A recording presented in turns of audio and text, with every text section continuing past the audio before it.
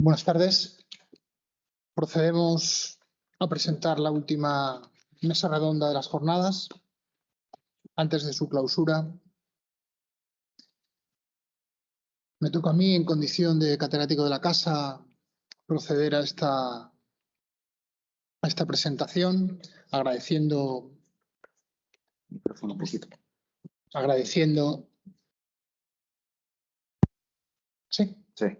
a Manuel Lázaro que haya consolidado esta iniciativa en esta universidad, que por otro lado tan mal le ha tratado.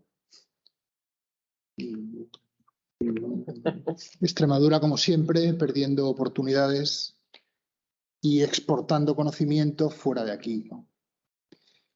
Y tengo que presentar a los dos ponentes y a la mesa redonda y al concepto que vamos a manejar. Los dos ponentes se presentan por sí solos, no hace falta que yo me extienda mucho en ello, lo tienen en el resumen.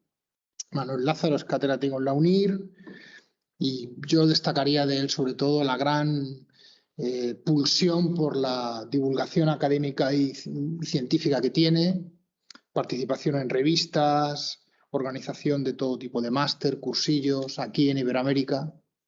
Creo que era un valor esencial haberlo mantenido en nuestra universidad, pero bueno, se fue.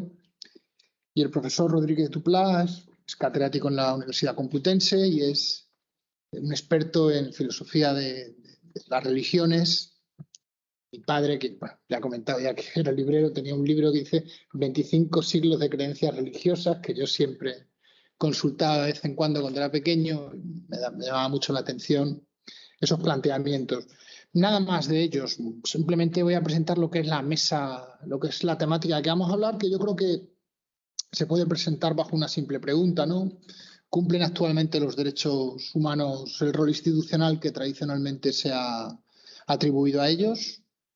Y el acercamiento a la respuesta se produce de dos perspectivas, ¿no? Manuel Lázaro lo analizará desde su justificación histórica actual, desde antes hasta ahora, sobre todo apreciando si hay consideraciones regionales o temporales que pudieran modificar el criterio que tenemos de ello. Y el profesor Rodríguez Duplá lo que lo planteará será un replanteamiento desde la consideración de los derechos fundamentales en relación con la dignidad humana, ¿no? Y a mí esto de la dignidad, cuando lo leí la primera vez en el programa, me llamó mucho la atención, porque el Estatuto de los Trabajadores emplea el concepto de dignidad en 4 artículos. En el 4.2, principalmente como un derecho en la relación de trabajo, y luego también en el 50, en el 39, en el 20 y en el 18, pero bueno, en relación a las circunstancias concretas, pero sobre todo considera que el ejercicio de la actividad laboral tiene que tener un cierto contenido humano, ¿no? Y yo sabía que había leído esto hace muchísimo tiempo y lo he estado buscando y al final lo he encontrado. El profesor Alonso Lea, en un libro que seguramente conocen ambos en la mesa, se llama Alienación, historia de una palabra, que es un libro absolutamente fabuloso. En 1974, citando a Hegel, dice exactamente en la página 29. Es el trabajo lo que hace de la naturaleza un medio específicamente humano, lo que asegura el tránsito del mundo natural al mundo cultural, siendo pues el fundamento verdadero del mundo histórico. Hegel, histórico, la historia como sistema. Y al final, después, Alonso Lea construye sobre esa idea de Hegel lo que es el trabajo y lo que considera que es el tránsito del trabajo esclavo y el trabajo debido de manera obligatoria al trabajo que construye las sociedades occidentales, que es el trabajo bajo un régimen salarial, que es dotarlo de la consideración de digno. El trabajo, cuando pasa de ser trabajo esclavo a ser trabajo digno, es cuando pasa a tener la valoración que actualmente lo consideramos como fundamento de toda nuestra sociedad, ¿no? Por eso me llama mucho dignidad, y muchas veces los alumnos te preguntan, bueno, estas cosas que usted nos dice en clase, ¿para qué nos sirven? Si yo lo que quiero saber lo que dice la última sentencia, sí, yo la última sentencia, también me sé la última sentencia, es más, me sé más la última sentencia o el último dato normativo y carezco o me falta este andamiaje intelectual que yo creo que es completamente necesario para abordar problemas también de contenido técnico, ¿no? De contenido jurídico diario, ¿no? Por los juristas más dedicados al derecho positivo. Y ya sin más y por su orden de intervención, le doy la palabra al profesor Lázaro Pulido.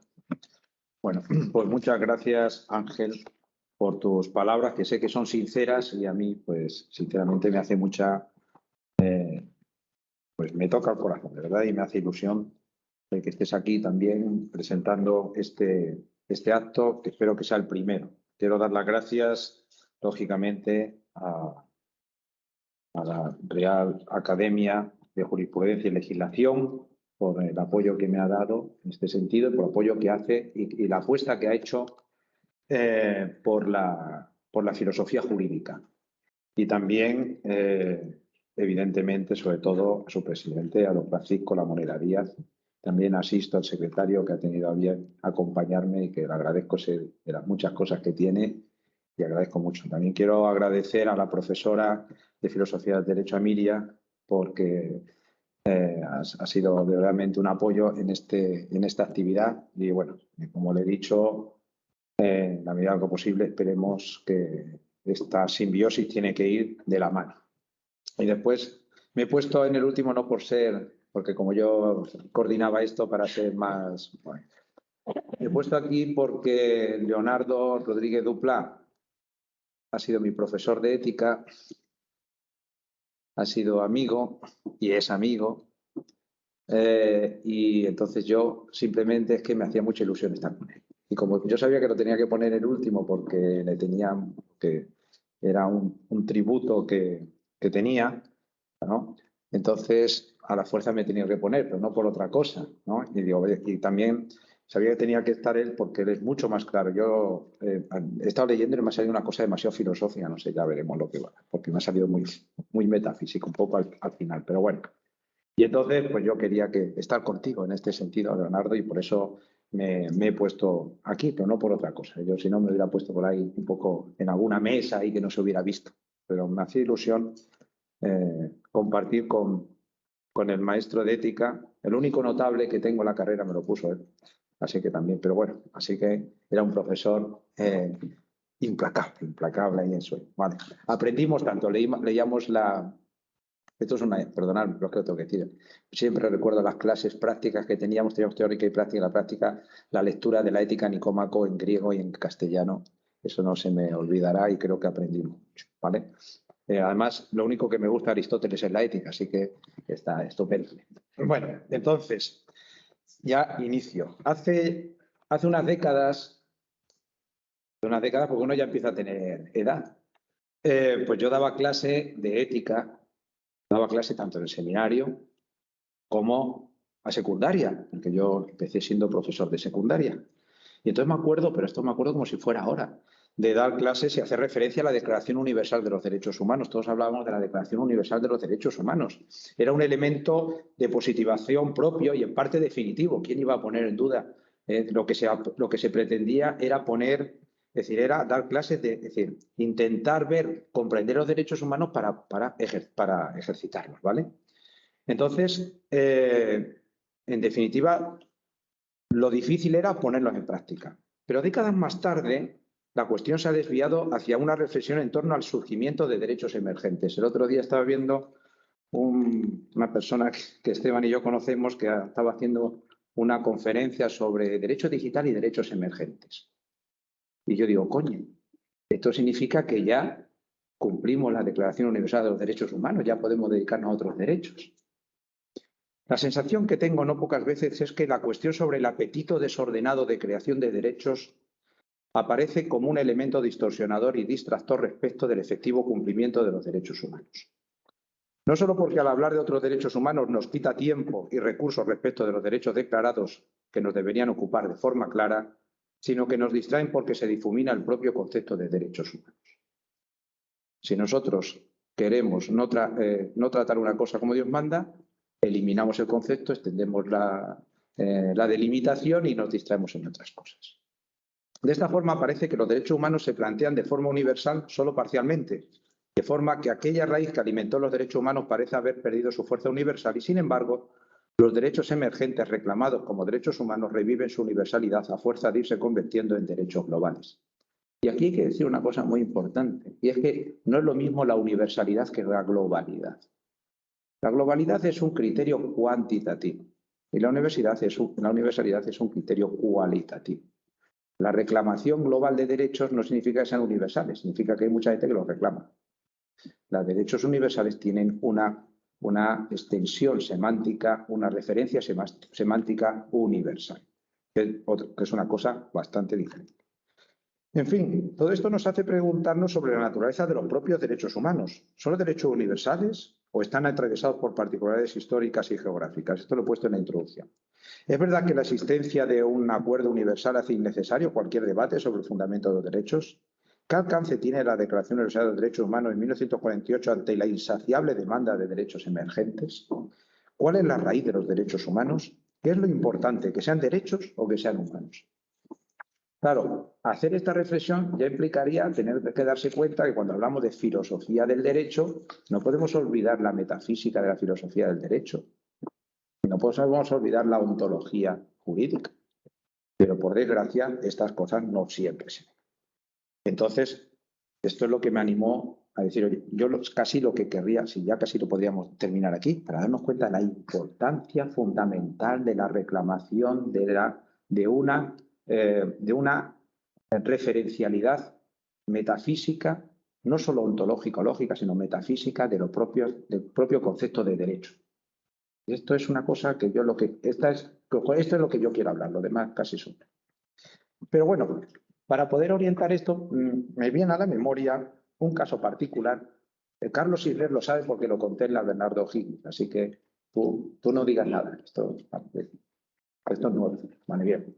Entonces me viene a la memoria, en noviembre de 2018 desayunábamos con la noticia del matrimonio de un funcionario, Akihiro Kondo, un administrador de escuela japonés de 35 años con Hatsune Miku, una diva con ojos enormes y cabello largo turquesa que está en todas partes por la casa de Akihiro Kondo. El problema de Hatsune Miku, la mujer, es que es una diva especial, pues se trata de una cantante digital, un holograma. No obstante, Hatsune Miku no es una cantante desconocida, es un personaje virtual muy popular en la Tierra del Sol naciente. Es un holograma de la empresa de Gatebox. Hatsune Miku desata las pasiones de Akihiro Kondo. Para conversar con ella, Akihiro tiene una Gatebox con un precio estimado de 2.500 euros, bajo la cual aparece el holograma Hatsune Miku. Ella puede pronunciar algunas oraciones elementales como buenos días, buenas tardes, ¿qué tal el día? E interactuar con algunos de los aparatos. El funcionario manifiesta que está enamorado del concepto Hatsune Miku, pero afirma, yo no me he casado con el concepto, me he casado con la que tengo en casa. Está enamorada de su holograma, no del concepto. El novio y su esposa hicieron su luna de miel, pero sin embargo su matrimonio no tiene valor legal. El funcionario mostraba su malestar, estaba contrariado. Nunca la he engañado, siempre he estado enamorado de ella. Pensaba en ella todos los días, dijo el joven, quien gastó 2 millones de yenes, más de 15.000 euros, para organizar una ceremonia de boda tradicional que tuvo lugar en un salón de Tokio. La cantante estuvo presente materialmente en forma de un juguete de unos 10 centímetros, aunque me río, lo sé. Aunque para frustración de los contrayentes, ningún miembro de la familia estaba entre los 40 invitados que asistieron a la celebración de los espónsales. Para compensar, Gatebox, la compañía que produce la campana de holograma, le entregó un certificado de matrimonio interdimensional que acredita a un ser humano unido en otra dimensión con un personaje virtual. La compañía ya ha presentado alrededor de 3.700 certificados de esta naturaleza. A pesar del desprecio familiar que le hicieron y de lo que él dice, discriminación jurídica y social que Akihiro expresa, puesto que no le reconoce su derecho a una forma alternativa de expresión del amor, el que él se considera un marido común. Su esposa lo despierta por la mañana y le desea un buen día, le dice buenos días, sabe decirlo. Por la noche él le avisa por teléfono cuando llega a casa y enciende las luces. Es una mujer solícita, una esposa solícita. Duerme con la versión de peluche presente en la ceremonia que se desgasta por la alianza que tiene alrededor de la muñeca. Esto es un caso real, ¿eh? Pero lógicamente la naturalidad con la que se expresa Akihiro Kondo sorprende incluso en un país apasionado por los personajes animados como en Japón. Dice, si decidí hacer una ceremonia de boda es para dar valor a los que tienen que hacer lo mismo. Decía el joven funcionario, era reivindicativo. En la prensa se señalaba, animado adolescente loco siempre se sintió rechazado por las mujeres. Y decían, no las odio, afirman, es solo que no las considero socios potenciales. Según él, es estrictamente imposible en su mente enamorarse de una mujer en 3D, que es como llama una mujer real. Se siente parte de una minoría sexual que no se siente atraída por otros seres humanos. Según él, obligarlo a buscar el amor de una persona real sería equivalente a obligar a un hombre homosexual a tener una relación con una mujer. Kondo afirma estar muy feliz con su esposa virtual, que no envejece, no muere y no le engaña. Este hecho, que parece anecdótico, deja muchos interrogantes en el aire. Por una parte, esta anécdota inusual refleja un fenómeno social inquietante en Japón. Si bien 1 de cada 50 hombres era soltero a los 50 años en la década de los 80, este es ahora el caso de 1 de cada 4 hombres. Es decir, aquí vemos cómo, amparado bajo el reclama su derecho, y además él hace un acto de cambio y de camino. Es decir, la reclamación de los derechos nominales, la creación conceptual, los hechos, ¿vale? Va a crear, es decir, crea realidad, pero es que además esta realidad se va contando, se va difuminando y encima crea necesidades que no existían. La multiplicación absurda de fenómenos de este tipo. Ahora pensemos en otros fenómenos. Se trata de una estadística, la que ha pasado en Japón, que puede explicarse quizás por la tensión de las relaciones entre hombres y mujeres en Japón. Esto ya pasaba en Grecia. En Grecia había mucha homosexualidad, entre otras cosas porque había un desprecio absoluto de sexos. No se soportaban entre sí. Había uno. Cuando hay un desprecio, creamos enemigos y creamos identidades propias, ficticias, en base al odio. Esto pasaba en la Grecia y esto pasaba aquí. Yo ahí lo dejo. Y más cerca. Okay. Más cerca. Y más cerca. Bueno. Hoy sigo. De hecho, el propio Kondo sufrió mucho antes de casarse con su software. A menudo lo trataban como un otaku, un entusiasta del manga por las jóvenes de su adolescencia antes de ser asustado y acusado por una mujer en su lugar de trabajo. Hoy considera que Miku-san no es solo la mujer que lo ama, sino también la que lo salva. No voy a hablar más un poquito, pero simplemente, digamos, es decir, este es un caso que nos dice, oye, cuando estamos hablando de esta delimitación exagerada de los derechos, la multiplicación verborraica de generaciones de derechos humanos, aquí se nos plantea una cuestión un poco, por lo menos filosófica, que no podemos aquí abordar todo, ni mucho menos, pero que yo simplemente lo que quiero es plantearlo. Ya rematará seguro Leonardo el balón que le acabo de dar. Entonces, ¿qué es lo que a mí me llama la atención? Pues que hay una extensión, que ciertamente como esta extensión cuantitativa, es decir, la ampliación cuasi indefinida del catálogo de los derechos, como la extensión cualitativa, es decir, la ampliación del campo semántico de los derechos reconocidos, afecta a la relación existente entre el derecho objetivo y el derecho subjetivo.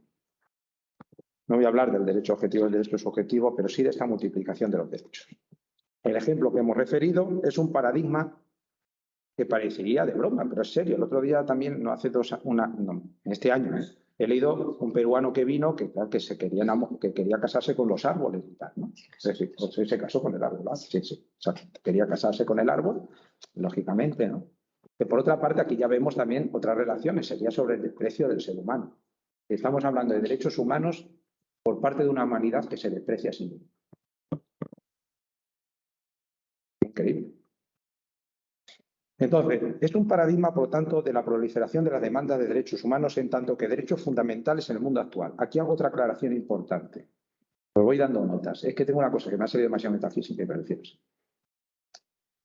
Es decir, es importante, aquí hay juristas que saben mucho más que yo, pero es importante darse cuenta que los derechos fundamentales no son los derechos humanos. Parece una chorrada, parece una tontería, pero no es lo mismo. Entonces, ¿por qué digo esto? Porque los derechos humanos tienen un componente que quiero decir metafísico, ético, antropológico. ¿Cómo lo entiendo yo?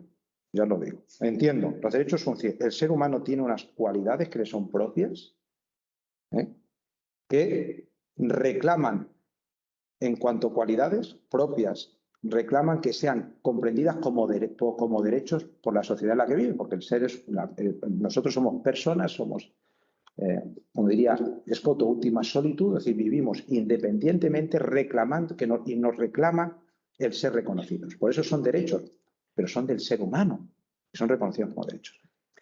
Eso, como el ser humano vive en sociedad y hace estructuras políticas para poder vivir ordenadamente políticamente, pues tiene que darse normas y crear derechos. Esos derechos tienen que tener una serie de pilares, y esos pilares son los derechos fundamentales. Pero los derechos fundamentales son las creaciones que nosotros hacemos para organizar el sistema jurídico y, lógicamente, si son fundamentales, tienen que tener en cuenta los derechos humanos, puesto que, es decir, aquellas cualidades tan importantes del ser humano que reclaman ser reconocidos. Pero los derechos humanos no son exactamente los derechos fundamentales. Los derechos humanos tienen, y aquí viene, una entidad propia de la persona que está invitando al resto de los hombres a ser reconocidos, a que sean reconocidos como tales. Los derechos fundamentales ya son la construcción que hacemos desde la sociedad en base a esos derechos para construir. Es decir, los derechos fundamentales siempre tienen una vocación, es decir, digamos que tienen una mayor construcción lógico-lingüística, como mucho tienen una entidad ontológica, mientras que los derechos humanos tienen una entidad metafísica que reclaman, además tienen al ser personales, pues tienen se postulan bajo la posibilidad de una axiología ética. Pero no son lo mismo, puesto que los derechos fundamentales tienen una raigambre de construcción lógica, siempre son realizados por el hombre. Si yo hago una extensión de los derechos fundamentales, entendiéndolos y vendiéndolos como derechos humanos, lo que estoy haciendo es, al ampliar los derechos fundamentales, ampliar los derechos humanos. Pero ya es una construcción, es la construcción humana la que está imponiéndose a la realidad propia del ser humano. ¿Cómo es es decir, entonces, la pregunta es, ¿verdaderamente todos los catálogos posteriores de los derechos humanos responden realmente a las necesidades fundamentales de los derechos humanos? ¿O son las construcciones que nosotros hacemos como normatividad en el aquí y ahora para dar respuesta a unas ciertas posibilidades? Es que no todo, es decir que nosotros podemos legislar sobre lo que nos dé la gana, incluso podemos decir que son cosas fundamentales para nuestro ordenamiento jurídico y no significa que sean derechos humanos todo. Pero si hacemos una equivalencia entre derechos humanos y derechos fundamentales, modificando los derechos fundamentales que podemos, vamos modificando los derechos humanos y haciendo eso intentamos diseñar y modificar al ser humano. Eso es lo que denunciaba con mucho acierto y con mucho atino ayer Esteban y los otros ponentes que estuvieron antes. Y esto es una cuestión que para mí es fundamental. Veis que no estoy leyendo porque al final estoy diciendo lo que me da. Pero es que además esto es fundamental por otra parte. Porque esto lo que viene a decir es que los derechos humanos, lógicamente, tienen una construcción histórica. Ayer se decía, lo tengo apuntado, que, perdonad, lo tengo aquí apuntado, que los derechos humanos, ¿verdad?, eran derechos de la modernidad. No. El ser humano no ha nacido en la modernidad. Los derechos humanos son reconocidos, tematizados, conceptualizados en la modernidad. Y ayer le ponía el ejemplo a mi compañera Miriam.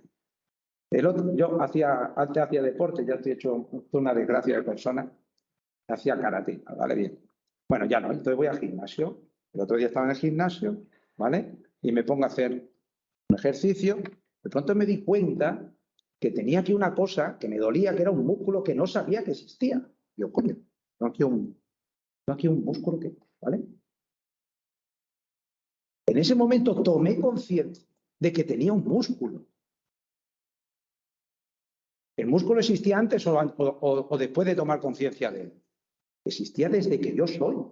Existía ese músculo, que para mí, vale. Pero no solo existía y ya empieza a tener existencia. Es que además ese músculo hacía su función independientemente de que yo tuviera o no tuviera conciencia del músculo que tenía. Pues esto es lo mismo. Que en la modernidad le llaman derechos humanos, la modernidad reconoce, es como hacer ejercicio, reconoció esto. Lógicamente, una vez que nos dimos cuenta, ya me di cuenta que tenía que ejercer una cosa que se llama tríceps, que no sabía. Pero el tríceps trabajaba independientemente de que yo tuviera conciencia o no tuviera conciencia del tríceps que tenía. Por lo tanto, los derechos humanos tienen un componente espaciotemporal de concreción contingente, ¿vale? Pero no significa que no tengan una universalidad. Y esto es fundamental. Y por eso es tan importante, y por eso estaba recordando la importancia de la diferencia entre universalidad y globalidad. El hecho de que ahora a Akihiro Ondo y otras cosas crean y tengan la conciencia de creación como entes de razón, y aquí recupero a Suárez la diferencia entre entes de razón y entes de hecho, ¿vale? Que esto forma parte de la modernidad. El hecho de que nosotros hayamos dividido, que hayamos tenido conciencia y creado entes de razón no significa, ¿vale?, que los entes de razón que nosotros creamos tengan una correlación siempre con los entes de hecho si no lo sabemos hacer. Porque si no caemos en el nominalismo actual. En el nominalismo actual. Por lo tanto, los derechos humanos, evidentemente, que fueron positivados, fueron en un catálogo bastante extenso y fundamental, puestos de acuerdo, incluso convencional, porque también nosotros nos ponemos de acuerdo para ver las cosas, ¿no? Porque es muy difícil, no hay un microscopio para ver la esencia humana, muy complejo, ¿vale? Yo no soy reísta, yo no soy tomista, yo soy realista. Yo en esto soy escotista. Es decir, ¿qué significa? Que yo creo que es la intencionalidad humana que encuentra en el espacio y tiempo, en la determinación, la realidad subyacente.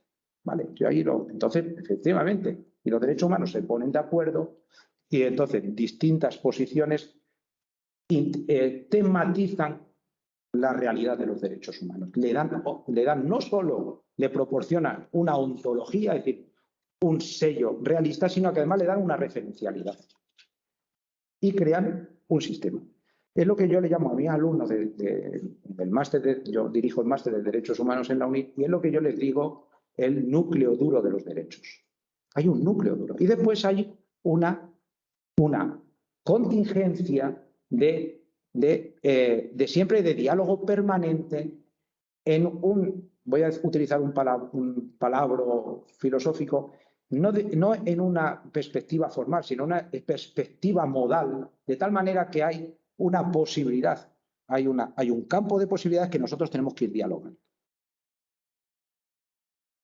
Pero el hecho de que todos nosotros nos pongamos de acuerdo en algo, eso es una convención de tipo global, pero no afecta a la universalidad. Son dos conceptos distintos y diferentes. Por lo tanto, yo ya voy a terminar. No sé si me estoy explicando un poco, ¿vale? Es que he tenido una cosa mucho más metafísica, pero me parece que con esto puede quedar con este ejemplo claro. Es decir, cómo los derechos humanos no podemos olvidar que pertenecen a una entidad bien establecida, que hasta tiene una vertiente física que se llama a nosotros el ADN, esto que está aquí, ¿vale? Y que tiene un componente universal, que se impone al hombre de una manera desde la propia intuición humana que es capaz de conectar con la íntima realidad. Por eso hace falta la metafísica. Que esa íntima realidad se nos impone como un valor axiológico. Esto es fundamental. Lo que acaba de decir Cristina, que los derechos humanos son una especie, y yo estoy de acuerdo con ella, digamos, el criterio moral, ¿vale? ¿Esto qué significa? Esto en teoría de la ciencia, yo de clase también de filosofía de la ciencia, se llama, un criterio cualitativo medible de la ciencia. Es decir, toda ciencia necesita un criterio cualitativo. Por ejemplo, si yo necesito medir la dureza, pues cojo un principio. En este caso sería el diamante. A partir del diamante, pero necesito un diamante. Pero claro, si ahora es un diamante, pero no, ahora hacer un diamante sintético de tal y ahora Es decir, si no soy capaz de definir el criterio, me quedo sin criterio.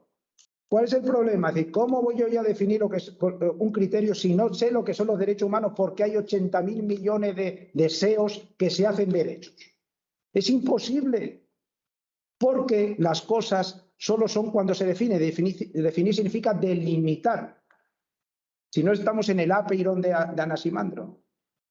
Es decir, no podemos determinar algo porque necesita ser delimitado, por eso se llama apeiron, porque no tiene límites.